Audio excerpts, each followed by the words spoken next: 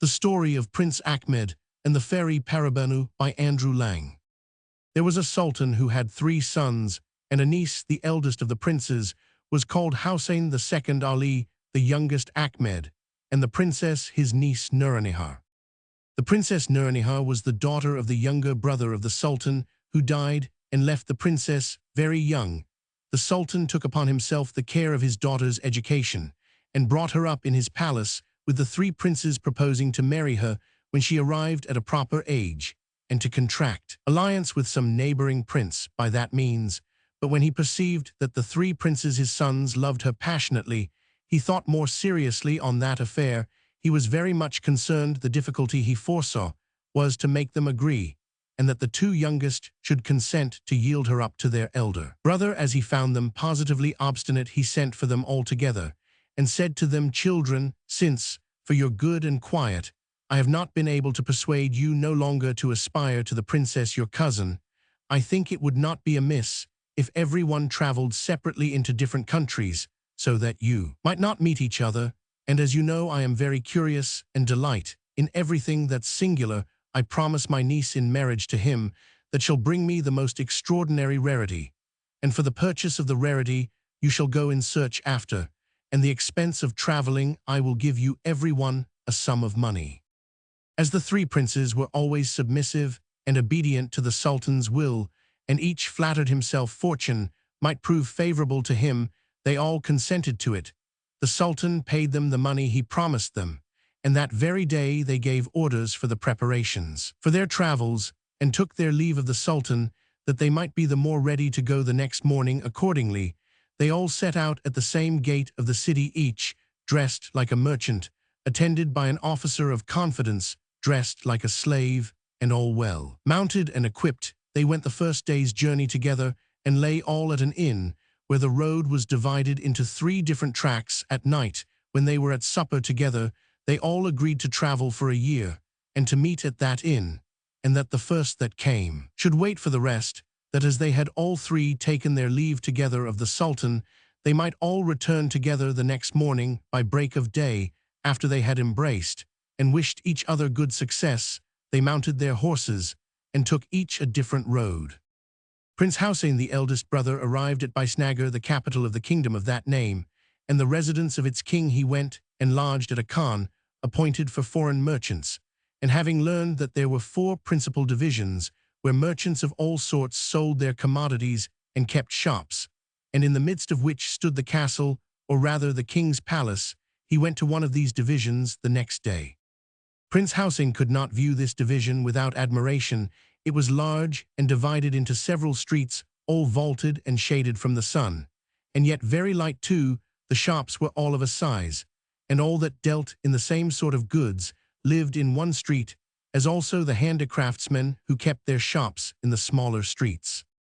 The multitude of shops, stocked with all sorts of merchandise, as the finest linens from several parts of India, some painted in the most lively colors, and representing beasts, trees, and flowers, silks, and brocades from Persia, China, and other places, porcelain both from Japan and China, and tapestries, surprised him so much that he knew not how to believe his own eyes. But when he came to the goldsmiths and jewelers, he was in a kind of ecstasy to behold such prodigious quantities of wrought gold and silver, and was dazzled by the luster of the pearls, diamonds, rubies, emeralds, and other jewels exposed to sale. Another thing Prince Hussein particularly admired was the great number of rose sellers who crowded the streets, for the Indians are so great lovers of that flower that no one will stir without a nosegay in his hand or a garland on his head, and the merchants keep them in pots in their shops, that the air is perfectly perfumed. After Prince Hussein had run through that division street by street, his thoughts fully employed on the riches he had seen, he was very much tired, which a merchant, perceiving civilly, invited him to sit down in his shop, and he accepted, but had not been sat down long before he saw a crier pass by with a piece of tapestry on his arm about 6 feet square, and cried. At 30 purses the prince called to the crier, and asked to see the tapestry, which seemed to him to be valued at an exorbitant price, not only for the size of it, but the meanness of the stuff. When he had examined it well, he told the crier that he could not comprehend how so small a piece of tapestry and of so indifferent appearance, could be set at so high a price. The crier who took him for a merchant replied, "If this price seems so extravagant to you, your amazement will be greater when I tell you I have orders to raise it to 40 purses, and not to part with it under." "Certainly," answered Prince Hussein, "it must have something very extraordinary in it, which I know nothing of." "You have guessed it, sir," replied the crier, "and will own it when you come to know that whoever sits on this piece of tapestry may be transported in an instant wherever he desires to be without being stopped by any obstacle." At this discourse of the crier, the Prince of the Indies, considering that the principal motive of his travel was to carry the Sultan his father home some singular rarity, thought that he could not meet with any which could give him more satisfaction. "If the tapestry," said he to the crier, "has the virtue you assign it, I shall not think 40 purses too much, but shall make you a present besides." "Sir," replied the crier, "I have told you the truth, and it is an easy matter to convince you of it as soon as you have made the bargain for 40 purses, on condition I show you the experiment. But as I suppose you have not so much about you, and to receive them, I must go with you to your khan, where you lodge. With the leave of the master of the shop, we will go into the back shop, and I will spread the tapestry, and when we have both sat down, and you have formed the wish to be transported into your apartment of the khan, if we are not transported thither, it shall be no bargain, and you shall be at your liberty. As to your present, though I am paid for my trouble by the seller, I shall receive it as a favor, and be very much obliged to you and thankful." On the credit of the crier, the prince accepted the conditions and concluded the bargain, and having got the master's leave, they went into his back shop. They both sat down on it, and as soon as the prince formed his wish to be transported into his apartment at the khan, he presently found himself and the crier there, and as he wanted not a more sufficient proof of the virtue of the tapestry, he counted the crier out 40 pieces of gold, and gave him 20 pieces for himself. In this manner Prince Hussein became the possessor of the tapestry, and was overjoyed that at his arrival at Bisnagar he had found so rare a piece, which he never disputed would gain him the hand of Nuranihar. In short, he looked upon it as an impossible thing for the princes his younger brothers to meet with anything to be compared with it. It was in his power, by sitting on his tapestry, to be at the place of meeting that very day, but as he was obliged to stay there for his brothers as they had agreed, and as he was curious to see the king of Bisnagar and his court, and to inform himself of the strength, laws, customs, and religion of the kingdom, he chose to make a longer abode there, and to spend some months in satisfying his curiosity.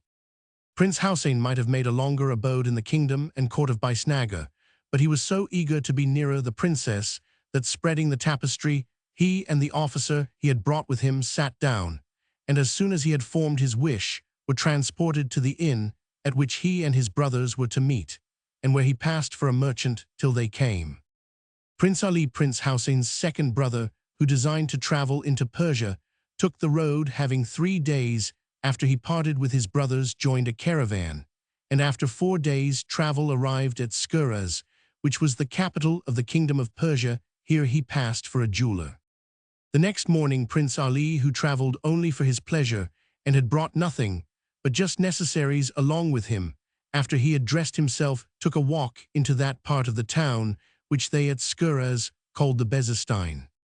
Among all the criers who passed backward and forward, with several sorts of goods offering to sell them, he was not a little surprised to see one who held an ivory telescope in his hand of about a foot in length, and the thickness of a man's thumb, and cried it at 30 purses. At first he thought the crier mad, and to inform himself went to a shop, and said to the merchant who stood at the door, "Pray, sir, is not that man," pointing to the crier, who cried the ivory perspective glass at 30 purses, "mad?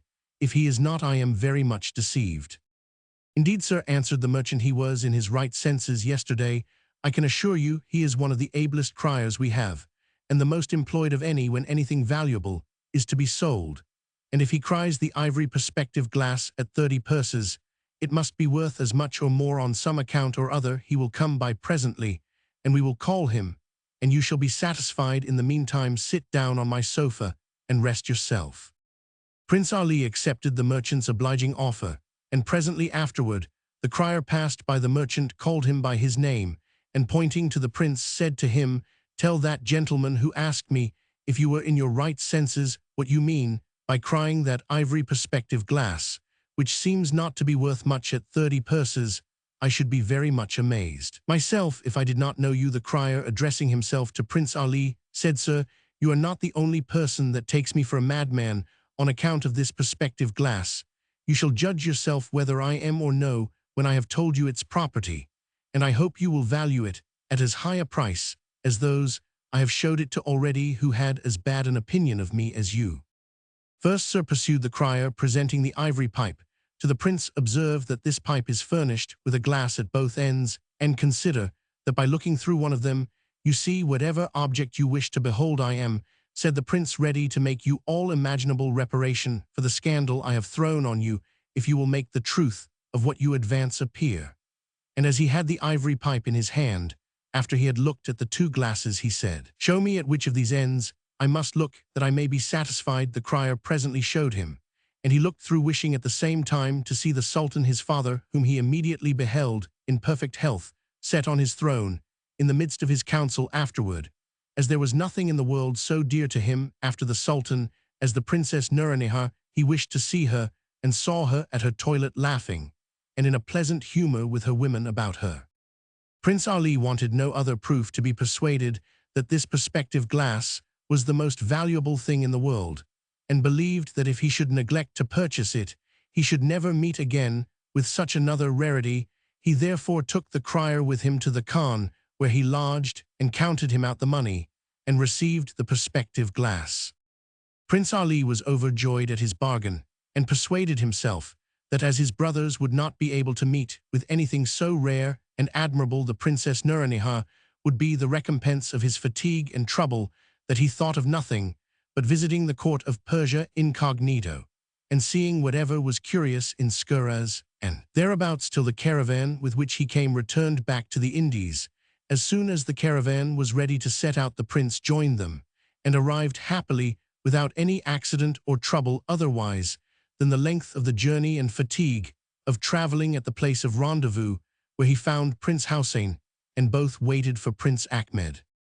Prince Ahmed, who took the road of Samarkand the next day after his arrival, there went as his brothers had done into the Bezestein, where he had not walked long, but heard a crier who had an artificial apple in his hand cry it at 35 purses, upon which he stopped the crier, and said to him, "Let me see that apple, and tell me what virtue and extraordinary properties it has to be valued at so high a rate." "Sir," said the crier, giving it into his hand, "if you look at the outside of this apple, it is very worthless, but if you consider its properties, virtues, and the great use and benefit it is to mankind, you will say it is no price for it, and that he who possesses it is master of a great treasure. In short, it cures all sick persons of the most mortal diseases, and if the patient is dying, it will recover him immediately and restore him to perfect health, and this is done after the easiest manner in the world, which is by the patient smelling the apple."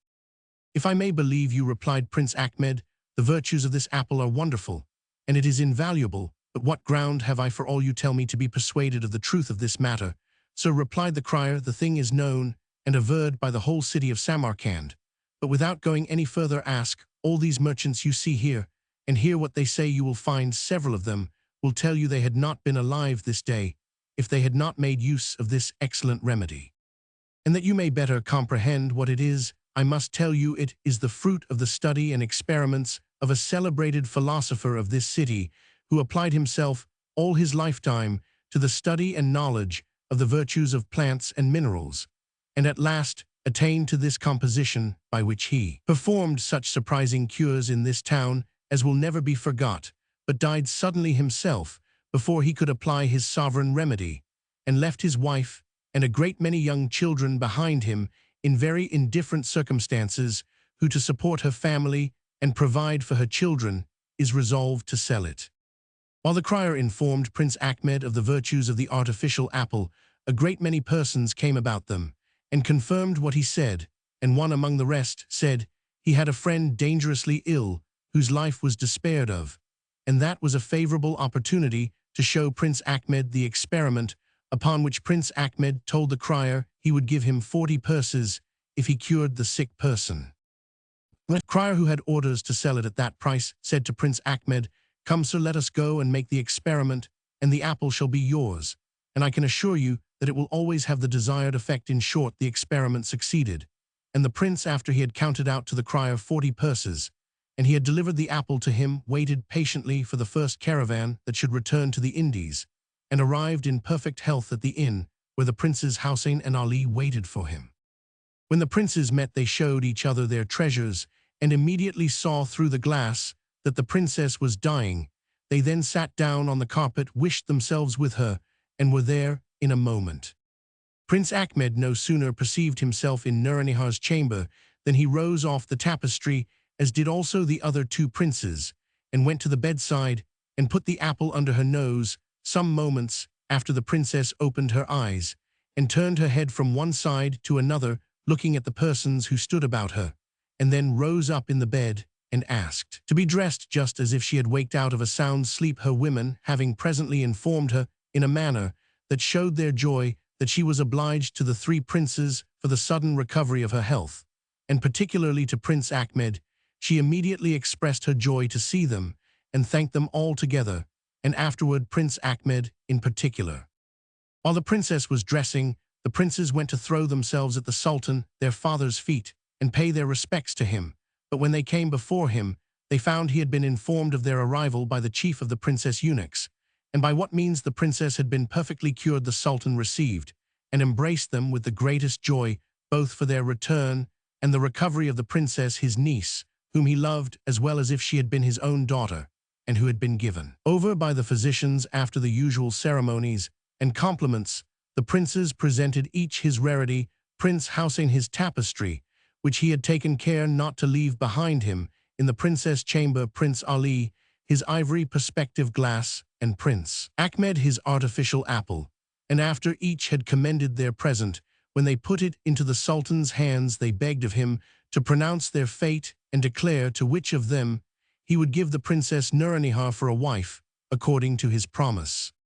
The Sultan of the Indies, having heard, without interrupting them, all that the princes could represent further about their rarities, and being well informed of what had happened in relation to the Princess Nur-Nihar's cure, remained sometimes silent, as if he were thinking on what answer he should make. At last he broke the silence, and said to them, "I would declare for one of you children with a great deal of pleasure, if I could do it with justice, but consider whether I can do it or no. 'Tis true, Prince Ahmed, the princess my niece is obliged to your artificial apple for her cure, but I must ask you whether or no you could have been so serviceable to her if you had not known by Prince Ali's perspective glass the danger she was in, and if Prince Hussein's tapestry had not brought you so soon your perspective glass. Prince Ali informed you and your brothers that you were like to lose the princess your cousin, and there you must own a great obligation. You must also grant that that knowledge would have been of no service without the artificial apple and the tapestry, and lastly, Prince Hussein, the princess would be very ungrateful if she should not show her acknowledgement of the service of your tapestry, which was so necessary a means toward her cure. But consider, it would have been of little use if you had not been acquainted with the princess' illness by Prince Ali's glass, and Prince Ahmed had not applied his artificial apple. Therefore, as neither tapestry, ivory perspective glass, nor artificial apple have the least preference one before the other, but on the contrary, there's a perfect equality, I cannot grant the princess to any one of you, and the only fruit you have reaped from your travels is the glory of having equally contributed to restore her health. If all this be true, added the Sultan, you see that I must have recourse to other means to determine certainly in the choice I ought to make among you, and that as there is time enough between this and night, I'll do it today. Go and get each of you a bow and arrow, and repair to the great plain where they exercise horses. I'll soon come to you and declare I will give the Princess Nur-Nihar to him that shoots the farthest." The 3 princes had nothing to say against the decision of the Sultan. When they were out of his presence, they each provided themselves with a bow and arrow, which they delivered to one of their officers, and went to the plain appointed, followed by a great concourse of people. The Sultan did not make them wait long for him, and as soon as he arrived, Prince Hussein, as the eldest, took his bow and arrow, and shot first. Prince Ali shot next, and much beyond him, and Prince Ahmed last of all. But it so happened that nobody could see where his arrow fell, and notwithstanding all the diligence that was used by himself and everybody else, it was not to be found far or near, and though it was believed that he shot the farthest, and that he therefore deserved the Princess Nuranihar, it was however necessary that his arrow should be found to make the matter more evident and certain. And notwithstanding his remonstrance, the Sultan judged in favor of Prince Ali and gave orders for preparations to be made for the wedding, which was celebrated a few days after, with great magnificence. Prince Hussein would not honor the feast with his presence. In short, his grief was so violent and insupportable that he left the court and renounced all right of succession to the crown to turn hermit. Prince Ahmed, too, did not come to Prince Ali's and the Princess Nuranihar's wedding any more than his brother Hussein, but did not renounce the world as he had done. But as he could not imagine what had become of his arrow, he stole away from his attendants and resolved to search after it, that he might not have anything to reproach himself with. With this intent, he went to the place where the princes Hussein's and Ali's were gathered up, and going straight forward from there, looking carefully on both sides of him, he went so far that at last he began to think his labor was all in vain. But yet he could not help going forward till he came to some steep craggy rocks which were bounds to his journey, and were situated in a barren country about 4 leagues distant from where he set out. Roman 2. When Prince Ahmed came pretty nigh to these rocks, he perceived an arrow which he gathered up, looked earnestly at it, and was in the greatest astonishment to find it was the same he shot away. Certainly, said he to himself, neither I nor any man living could shoot an arrow so far, and finding it laid flat, not sticking into the ground, he judged that it rebounded against the rock. There must be some mystery in this, said he to himself again, and it may be advantageous to me, perhaps fortune, to make me amends for depriving me of what I thought the greatest happiness, may have reserved a greater blessing for my comfort. As these rocks were full of caves, and some of those caves were deep, the prince entered into one, and looking about cast his eyes on an iron door which seemed to have no lock, but he feared it was fastened. However, thrusting against it, it opened, and discovered an easy descent, but no steps, which he walked down with his arrow in his hand.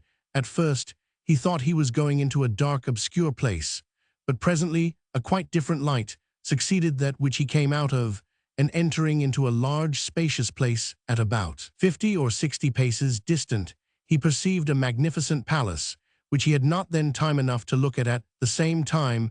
A lady of majestic port and air advanced as far as the porch, attended by a large troop of ladies, so finely dressed and beautiful that it was difficult to distinguish which was the mistress. As soon as Prince Ahmed perceived the lady, he made all imaginable haste to go and pay his respects, and the lady on her part, seeing him coming, prevented him from addressing his discourse to her first, but said to him, "Come nearer, Prince Ahmed, you are welcome." It was no small surprise to the prince to hear himself named in a place he had never heard of, though so nigh to his father's capital, and he could not comprehend how he should be known to a lady who was a stranger to him. At last he returned the lady's compliment by throwing himself at her feet, and rising up again said to her, "Madam, I return you 1,000 thanks for the assurance you give me of a welcome to a place where I believed my imprudent curiosity had made me penetrate too far. But, madam, may I, without being guilty of ill manners, dare to ask you by what adventure you know me, and how you who live in the same neighborhood with me should be so great a stranger to me?" "Prince," said the lady, "let us go into the hall. There I will gratify you in your request." After these words, the lady led Prince Ahmed into the hall. Then she sat down on a sofa, and when the prince by her entreaty had done the same, she said, "You are surprised, you say, that I should know you and not be known by you, but you will be no longer surprised when I inform you who I am. You are undoubtedly sensible that your religion teaches you to believe that the world is inhabited by genies as well as men. I am the daughter of one of the most powerful and distinguished genies, and my name is Paribanou. The only thing that I have to add is that you seem to me worthy of a more happy fate than that of possessing the Princess Nuranihar, and that you might attain to it. I was present when you drew your arrow, and foresaw it would not go beyond Prince Hussein's. I took it in the air, and gave it the necessary motion to strike against the rocks near which you found it, and I tell you that it lies in your power to make use of the favorable opportunity which presents itself to make you happy." As the Fairy Paribanou pronounced these last words with a different tone, and looked at the same time tenderly upon Prince Ahmed with a modest blush on her cheeks, it was no hard matter for the prince to comprehend what happiness she meant. He presently considered that the Princess Nuranihar could never be his, and that the Fairy Paribanou excelled her infinitely in beauty, agreeableness, wit, and as much as he could conjecture by the magnificence of the palace in immense riches, he blessed the moment that he thought of seeking after his arrow a second time, and yielding to his love, madam, replied, "He should I all my life have the happiness of being your slave, and the admirer of the many charms which ravish my soul, I should think myself the most blessed of men. Pardon in me the boldness which inspires me to ask this favor, and don't refuse to admit me into your court, a prince who is entirely devoted to you."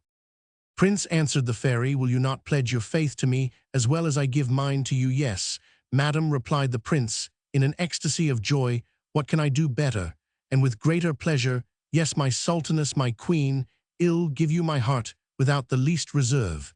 "Then," answered the fairy, "you are my husband and I am your wife. But as I suppose," pursued she, "that you have eaten nothing today, a slight repast shall be served up for you while preparations are making for our wedding feast at night, and then I will show you the apartments of my palace, and you shall judge if this hall is not the meanest part of it." Some of the fairy's women who came into the hall with them and guessed her intentions went immediately out and returned presently with some excellent meats and wines. When Prince Ahmed had ate and drunk as much as he cared for, the Fairy Paribanou carried him through all the apartments where he saw diamonds, rubies, emeralds, and all sorts of fine jewels intermixed with pearls, agate, jasper, porphyry, and all sorts of the most precious marbles, but not to mention the richness of the furniture, which was inestimable. There was such a profuseness throughout that the prince, instead of ever having seen anything like it, owned that he could not have imagined that there was anything in the world that could come up to it. "Prince," said the fairy, "if you admire my palace so much, which indeed is very beautiful, what would you say to the palaces of the chief of our genies, which are much more beautiful, spacious, and magnificent? I could also charm you with my gardens, but we will let that alone till another time. Night draws near, and it will be time to go to supper." The next hall which the fairy led the prince into, and where the cloth was laid for the feast, was the last apartment the prince had not seen, and not in the least inferior to the others. At his entrance into it, he admired the infinite number of sconces of wax candles, perfumed with amber, the multitude of which, instead of being confused, were placed with so just a symmetry as formed an agreeable and pleasant sight. A large side table was set out with all sorts of gold plate, so finely wrought that the workmanship was much more valuable than the weight of the gold. Several choruses of beautiful women, richly dressed and whose voices were ravishing, began a concert, accompanied with all sorts of the most harmonious instruments, and when they were set down at table, the Fairy Paribanou took care to help Prince Ahmed to the most delicate meats, which she named as she invited him to eat of them, and which the prince found to be so exquisitely nice that he commended them with exaggeration, and said that the entertainment far surpassed those of man. He found also the same excellence in the wines, which neither he nor the fairy tasted of, till the dessert was served up, which consisted of the choicest sweetmeats and fruits. The wedding feast was continued the next day, or rather the days following the celebration were a continual feast. At the end of 6 months, Prince Ahmed, who always loved and honored the Sultan his father, conceived a great desire to know how he was, and that desire could not be satisfied without his going to see. He told the fairy of it, and desired she would give him leave. "Prince," said she, "go when you please, but first don't take it amiss that I give you some advice how you shall behave yourself where you are going first.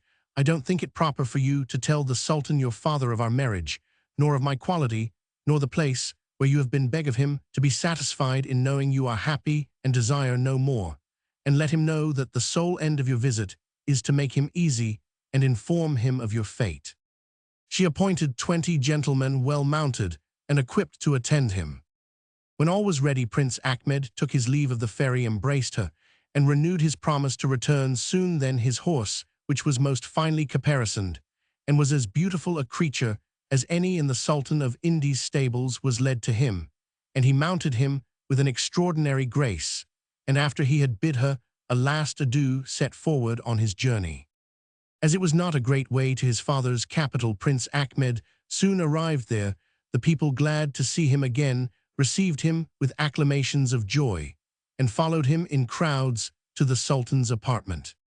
The Sultan received and embraced him with great joy, complaining at the same time, with a fatherly tenderness, of the affliction his long absence had been to him, which he said was the more grievous, for that fortune having decided in favor of Prince Ali, his brother, he was afraid he might have committed some rash action. The prince told a story of his adventures, without speaking of the fairy whom he said that he must not mention, and ended, "The only favor I ask of your majesty is to give me leave to come often and pay you my respects, and to know how you do." "Son," answered the Sultan of the Indies, "I cannot refuse you the leave you ask me, but I should much rather you would resolve to stay with me. At least tell me where I may send to you if you should fail to come, or when I may think your presence necessary." "Sir," replied Prince Ahmed, "what your majesty asks of me is part of the mystery I spoke to your majesty of. I beg of you to give me leave to remain silent on this head, for I shall come so frequently that I am afraid that I shall sooner be thought troublesome than be accused of negligence in my duty." The Sultan of the Indies pressed Prince Ahmed no more, but said to him, "Son, I penetrate no farther into your secrets, but leave you at your liberty, but can tell you that you could not do me a greater pleasure than to come and by your presence restore to me the joy I have not felt this long time, and that you shall always be welcome when you come, without interrupting your business or pleasure." Prince Ahmed stayed but 3 days at the Sultan his father's court, and the 4th returned to the Fairy Paribanou, who did not expect him so soon. A month after Prince Ahmed's return from paying a visit to his father, as the Fairy Paribanou had observed that the prince, since the time that he gave her an account of his journey, his discourse with his father, and the leave he asked to go and see him, often had never talked of the Sultan as if there had been no such person in the world, whereas before he was always speaking of him. She thought he forbore on her account. Therefore she took an opportunity to say to him one day, "Prince, tell me, have you forgot the Sultan your father? Don't you remember the promise you made to go and see him often? For my part, one have not forgot what you told me at your return, and so put you in mind of it, that you may not be long before you acquit yourself of your promise."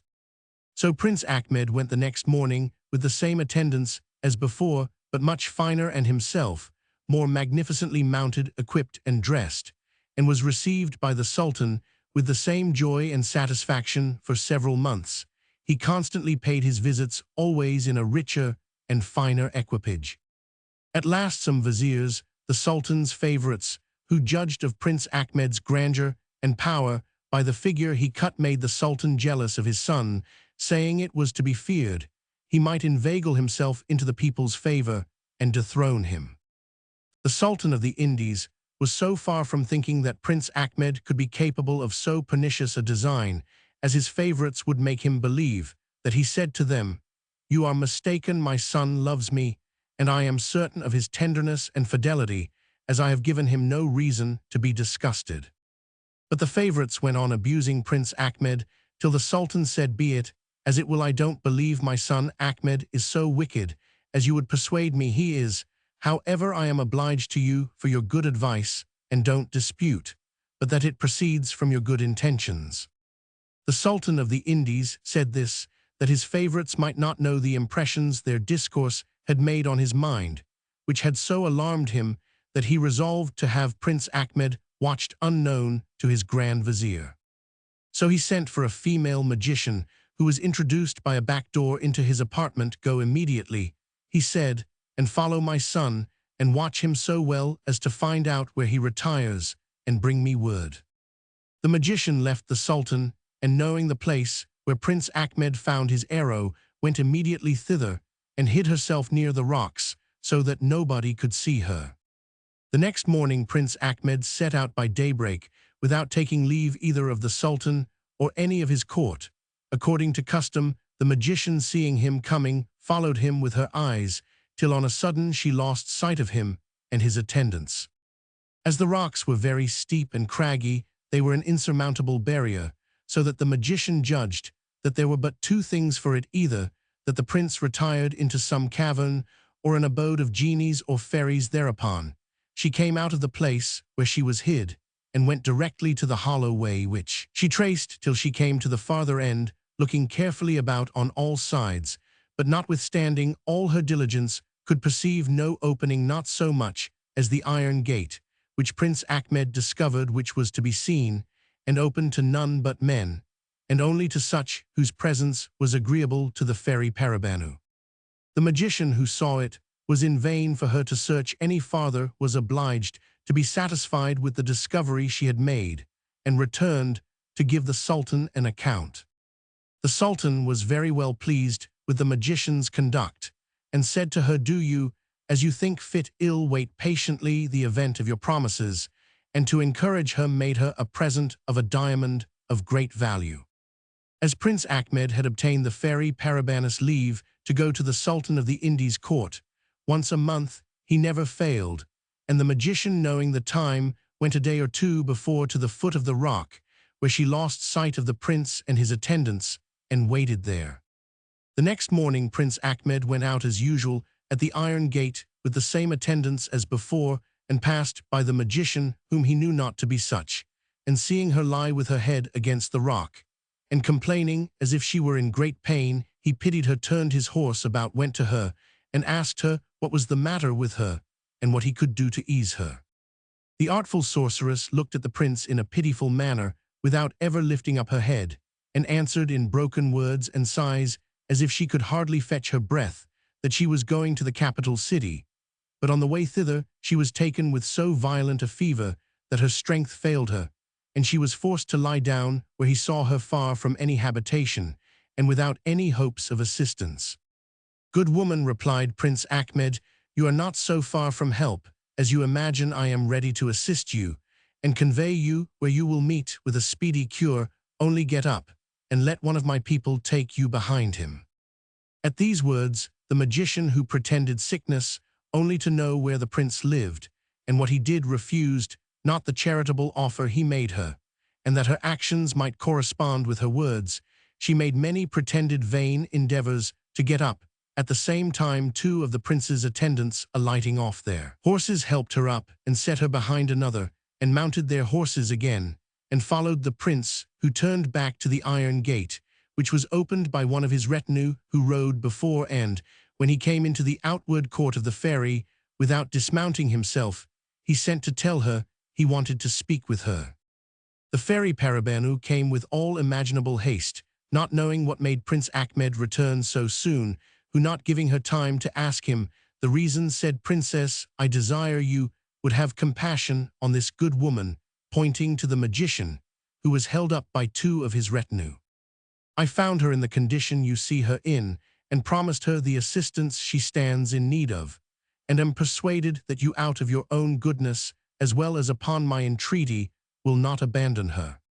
The Fairy Paribanou, who had her eyes fixed upon the pretended sick woman all the time that the prince was talking to her, ordered two of her women, who followed her, to take her from the two men that held her, and carry her into an apartment of the palace, and take as much care of her as she would herself. While the two women executed the fairy's commands, she went up to Prince Ahmed, and whispering in his ear said, "Prince, this woman is not so sick as she pretends to be, and I am very much mistaken if she is not an impostor who will be the cause of a great trouble to you. But don't be concerned. Let what will be devised against you be persuaded that I will deliver you out of all the snares that shall be laid for you. Go and pursue your journey." This discourse of the fairies did not in the least frighten Prince Ahmed. "My princess," said he, "as I do not remember I ever did or designed anybody an injury, I cannot believe anybody can have a thought of doing me one. But if they have, I shall not nevertheless forbear doing good whenever I have an opportunity." Then he went back to his father's palace. In the meantime, the two women carried the magician into a very fine apartment, richly furnished. First they sat her down upon a sofa with her back supported with a cushion of gold brocade, while they made a bed on the same sofa before her, the quilt of which was finely embroidered with silk, the sheets of the finest linen, and the coverlet cloth of gold. When they had put her into bed, for the old sorceress pretended that her fever was so violent she could not help herself in the least. One of the women went out, and returned soon again with a china dish in her hand full of a certain liquor, which she presented to the magician, while the other helped her to sit up. "Drink this liquor," said she, "it is the water of the fountain of lions, and a sovereign remedy against all fevers whatsoever. You will find the effect of it in less than an hour's time." The magician, to dissemble the better, took it after a great deal of entreaty, but at last she took the china dish, and holding back her head swallowed down the liquor. When she was laid down again, the two women covered her up. "Lie quiet," said she, who brought her the china cup, "and get a little sleep, if you can well leave you, and hope to find you perfectly cured, when we come again an hour hence." The two women came again at the time they said they should, and found the magician up, and dressed, and sitting upon the sofa. "O admirable potion," she said, "it has wrought its cure much sooner than you told me it would, and I shall be able to prosecute my journey." The two women, who were fairies as well as their mistress, after they had told the magician how glad they were that she was cured so soon, walked before her, and conducted her through several apartments, all more noble than that wherein she lay, into a large hall, the most richly and magnificently furnished of all the palace. Fairy Paribanou sat in this hall on a throne of massive gold, enriched with diamonds, rubies, and pearls of an extraordinary size, and attended on each hand by a great number of beautiful fairies, all richly clothed. At the sight of so much majesty, the magician was not only dazzled, but was so amazed that after she had prostrated herself before the throne, she could not open her lips to thank the fairy as she proposed. However, Paribanou saved her the trouble, and said to her, "Good woman, I am glad I had an opportunity to oblige you, and to see you are able to pursue your journey. I won't detain you, but perhaps you may not be displeased to see my palace. Follow my women, and they will show it you." Then the magician went back, and related to the Sultan of the Indies all that had happened, and how very rich Prince Ahmed was since his marriage with the fairy, richer than all the kings in the world, and how there was danger that he should come and take the throne from his father. Though the Sultan of the Indies was very well persuaded that Prince Ahmed's natural disposition was good, yet he could not help being concerned at the discourse of the old sorceress, to whom, when she was taking her leave, he said, "I thank thee for the pains thou hast taken, and thy wholesome advice. I am so sensible of the great importance it is to me that I shall deliberate upon it in council." Now the favorites advised that the prince should be killed, but the magician advised differently. "Make him give you all kinds of wonderful things by the fairy's help, till she tires of him and sends him away, as, for example, every time your majesty goes into the field, you are obliged to be at a great expense, not only in pavilions and tents for your army, but likewise in mules and camels to carry their baggage. Now, might not you engage him to use his interest with the fairy to procure you a tent, which might be carried in a man's hand, and which should be so large as to shelter your whole army against bad weather?" When the magician had finished her speech, the Sultan asked his favorites if they had anything better to propose, and finding them all silent, determined to follow the magician's advice as the most reasonable and most agreeable to his mild government. Next day the Sultan did as the magician had advised him, and asked for the pavilion. Prince Ahmed never expected that the Sultan, his father, would have asked such a thing, which at first appeared so difficult, not to say impossible. Though he knew not absolutely how great the power of genies and fairies was, he doubted whether it extended so far as to compass such a tent as his father desired. At last he replied, "Though it is with the greatest reluctance imaginable, I will not fail to ask the favor of my wife. Your Majesty desires, but will not promise you to obtain it, and if I should not have the honor to come again to pay you my respects, that shall be the sign that I have not had success. But beforehand I desire you to forgive me, and consider that you yourself have reduced me to this extremity." "Son," replied the Sultan of the Indies, "I should be very sorry if what I ask of you should cause me the displeasure of never seeing you more. I find you don't know the power a husband has over a wife, and yours would show that her love to you was very indifferent if she, with the power she has of a fairy, should refuse you so trifling a request as this. I desire you to ask of her for my sake." The prince went back, and was very sad for fear of offending the fairy. she kept pressing him to tell her what was the matter, and at last he said, "Madam, you may have observed that hitherto I have been content with your love, and have never asked you any other favor. Consider, then, I conjure you, that it is not I, but the Sultan my father, who indiscreetly, or at least I think so, begs of you a pavilion large enough to shelter him, his court, and army from the violence of the weather, and which a man may carry in his hand. But remember, it is the Sultan my father asks this favor."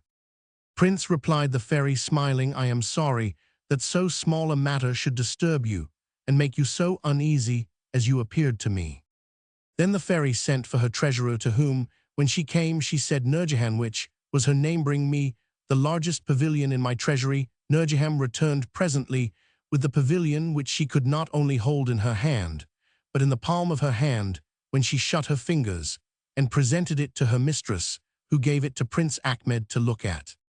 When Prince Ahmed saw the pavilion, which the fairy called the largest in her treasury, he fancied she had a mind to jest with him, and thereupon the marks of his surprise appeared presently in his countenance, which Paribanou, perceiving, burst out laughing. "What, Prince?" cried she. "Do you think I jest with you? You'll see presently that I am in earnest."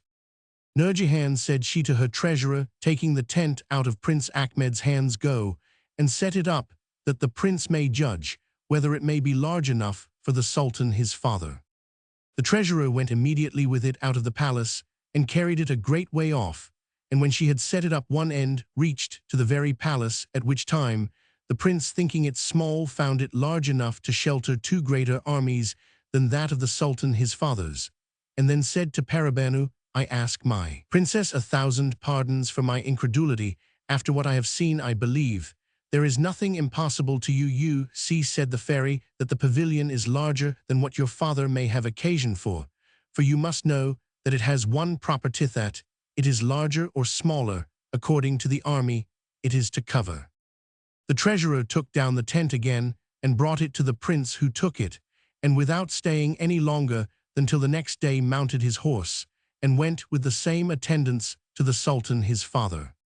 The Sultan, who was persuaded that there could not be any such thing as such a tent as he asked for, was in a great surprise at the prince's diligence. He took the tent, and after he had admired its smallness, his amazement was so great that he could not recover himself.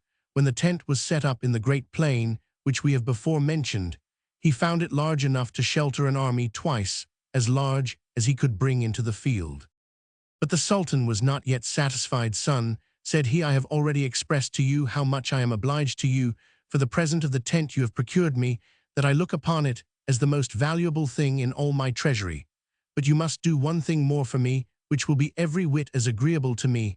I am informed that the fairy, your spouse, makes use of a certain water, called the water of the Fountain of Lions, which cures all sorts of fevers, even the most dangerous. And as I am perfectly well persuaded my health is dear to you, I don't doubt, but you will ask her for a bottle of that water for me, and bring it me as a sovereign medicine, which I may make use of when I have occasion. Do me this other important piece of service, and thereby complete the duty of a good son toward a tender father." The prince returned, and told the fairy what his father had said. "There's a great deal of wickedness in this demand," she answered, "as you will understand by what I am going to tell you. The Fountain of Lions is situated in the middle of a court of a great castle, the entrance into which is guarded by 4 fierce lions, 2 of which sleep alternately, while the other 2 are awake. But don't let that frighten you ill. Give you means to pass by them without any danger." The Fairy Paribanou was at that time very hard at work, and as she had several clues of thread by her, she took up one, and presenting it to Prince Ahmed, said, "First, take this clue of thread. I'll tell you presently the use of it. In the second place, you must have 2 horses. One you must ride yourself, and the other you must lead, which must be loaded with a sheep cut into 4 quarters that must be killed today. In the third place, you must be provided with a bottle, which I will give you to bring the water in. Set out early tomorrow morning, and when you have passed the iron gate, throw the clue of thread before you, which will roll till it comes to the gates of the castle. Follow it, and when it stops, as the gates will be open, you will see the 4 lions. The 2 that are awake will by their roaring wake the other 2, but don't be frightened, but throw each of them a quarter of mutton, and then clap spurs to your horse, and ride to the fountain. Fill your bottle without alighting, and then return with the same expedition. The lions will be so busy eating, they will let you pass by them."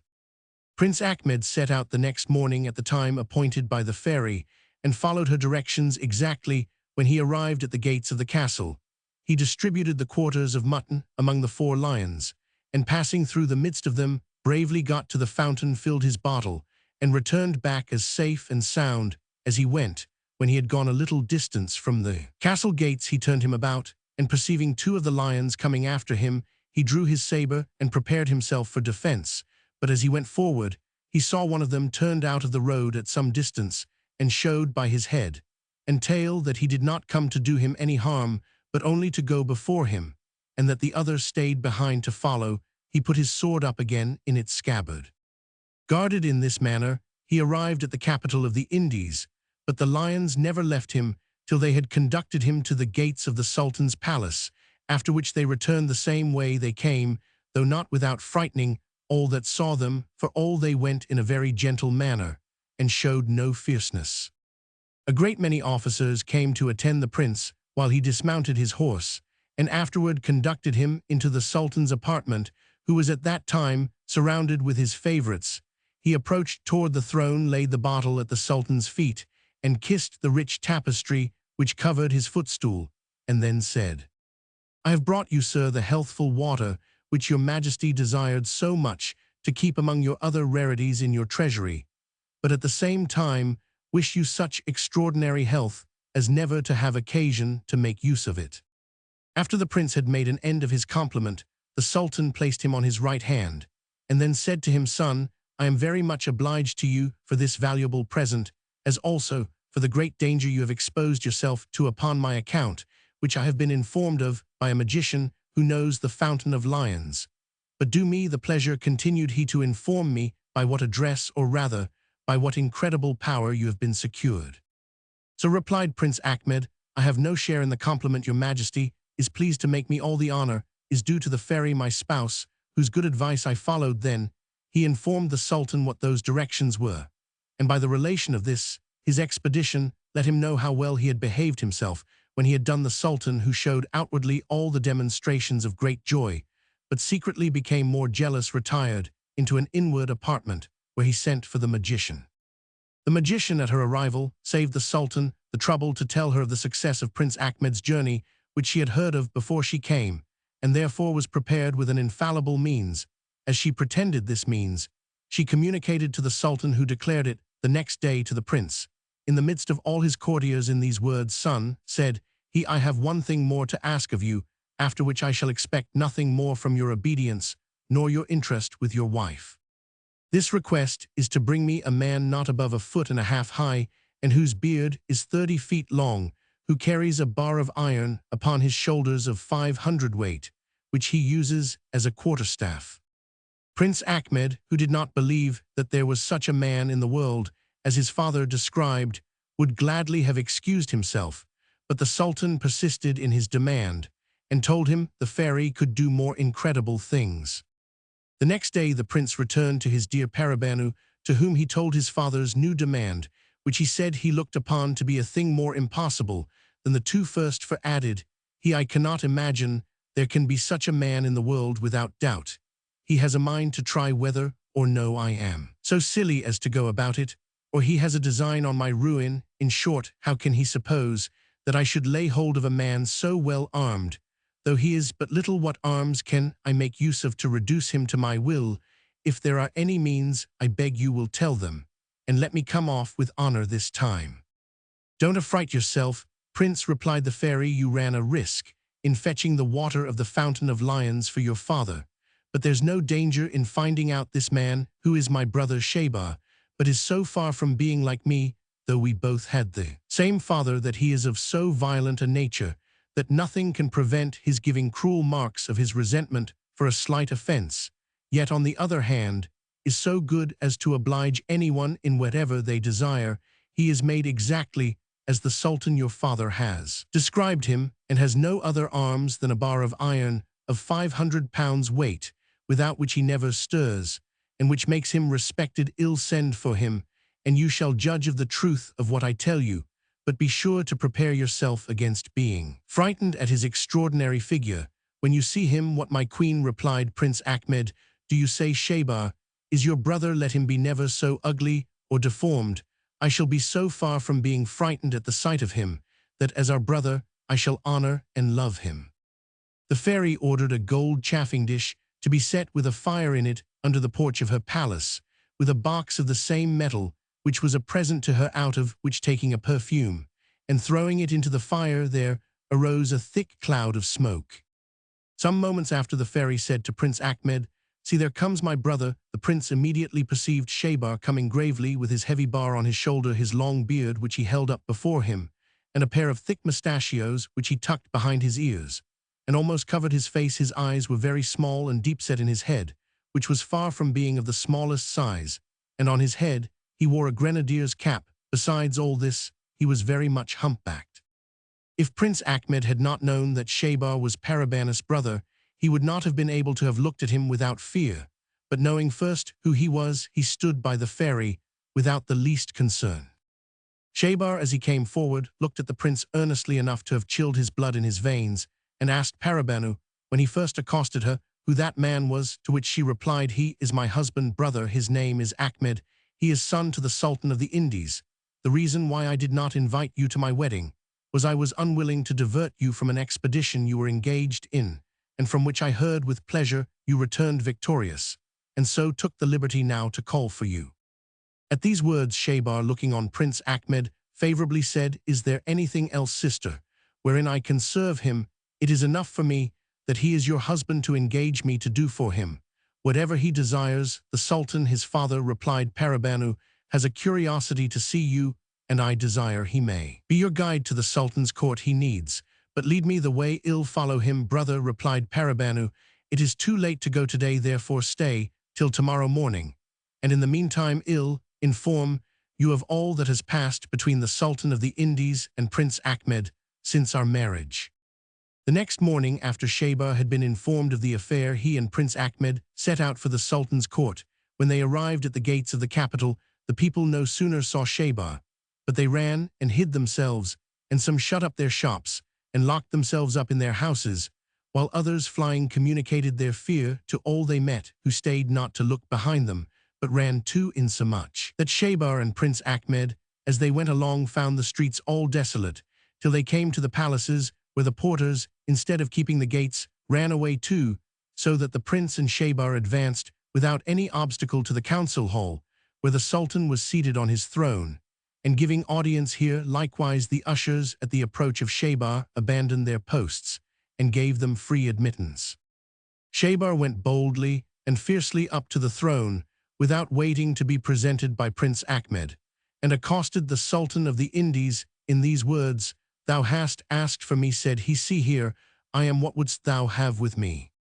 The Sultan, instead of answering him, clapped his hands before his eyes to avoid the sight of so terrible an object, at which uncivil and rude reception Shaybar was so much provoked, after he had given him the trouble to come so far, that he instantly lifted up his iron bar, and killed him before Prince Ahmed could intercede in his behalf. All that he could do was to prevent his killing the Grand Vizier, who sat not far from him, representing to him that he had always given the Sultan, his father, good advice. "These are they then," said Shaybar, "who gave him bad." And as he pronounced these words, he killed all the other viziers and flattering favorites of the Sultan, who were Prince Ahmed's enemies. Every time he struck he killed some one or other, and none escaped, but they who were not so frightened as to stand staring and gaping, and who saved themselves by flight.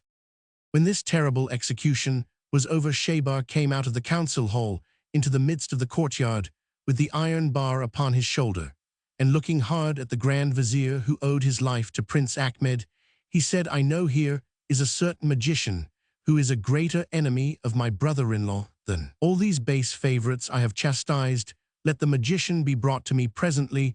The Grand Vizier immediately sent for her, and as soon as she was brought, Shaybar said, at the time he fetched a stroke at her with his iron bar, "Take the reward of thy pernicious counsel, and learn to feign sickness again." After this, he said, "This is not yet enough. I will use the whole town after the same manner, if they do not immediately acknowledge Prince Ahmed, my brother-in-law, for their Sultan, and the Sultan of the Indies." Then all that were there present made the air echo again with the repeated acclamations of "Long life to Sultan Ahmed, and immediately. After he was proclaimed through the whole town, Shebar made him be clothed in the royal vestments, installed him on the throne, and after he had caused all to swear homage and fidelity to him, went and fetched his sister Paribanou, whom he brought with all the pomp and grandeur imaginable, and made her to be owned Sultaness of the Indies. As for Prince Ali and Princess Nuranihar, as they had no hand in the conspiracy against Prince Ahmed, and knew nothing of any Prince Ahmed, assigned them a considerable province with its capital, where they spent the rest of their lives afterwards. He sent an officer to Prince Hussein to acquaint him with the change, and make him an offer of which province he liked best, but that prince thought himself so happy in his solitude that he bade the officer return the Sultan his brother thanks for the kindness he designed him, assuring him of his submission, and that the only favor he desired of him was to give him leave to live retired in the place he had made choice of for his retreat one.